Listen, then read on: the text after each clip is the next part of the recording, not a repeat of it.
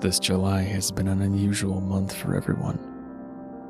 Miss Joanne's magnolia tree fell down unexpectedly. Danny, who cleans our pool, had some leggy little creature crawl into his ear and lay eggs. Lara's school picture was on the milk cartons for a week before they realized she wasn't missing.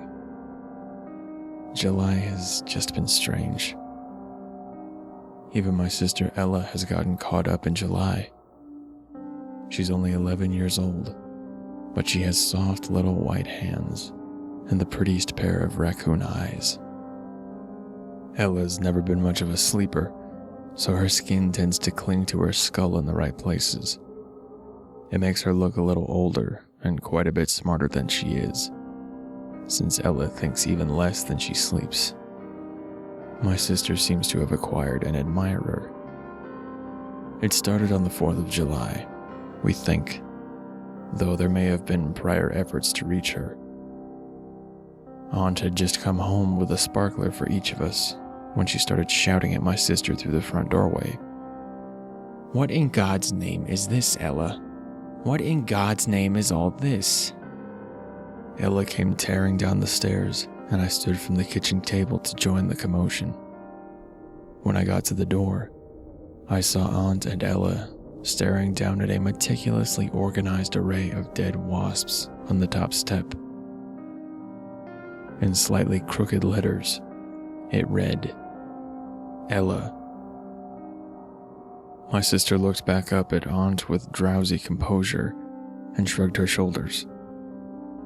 Aunt ordered her to sweep it up, and by that evening, there were no wasps on the front steps. But we weren't allowed to use our sparklers. A few days later, I went out to get the newspaper and almost put my bare foot down on the petrified carcass of a fat squirrel. It was fully intact, but very deceased. And between its stiff paws, it clutched an acorn with my sister's name shakily engraved on it. I buried the squirrel under the bushes and didn't mention it when I gave the acorn to Ella later that day. It was Ella who found the third gift, a huge trout that reeked of decay. It was only when she lifted it by its tail that a plastic keychain dropped out of its mouth and onto the stairs. I gutted the trout and incorporated it into Aunt's dinner while Ella delightedly played with her new toy, the electronic keychain that flashed her name in tiny lights. As this went on, July grew progressively more peculiar. The pharmacy 2 blocks away was robbed by a man wearing a rubber pig mask. There were 4 house fires, days apart, each documented as being the result of flammable curtains in the kitchen windows.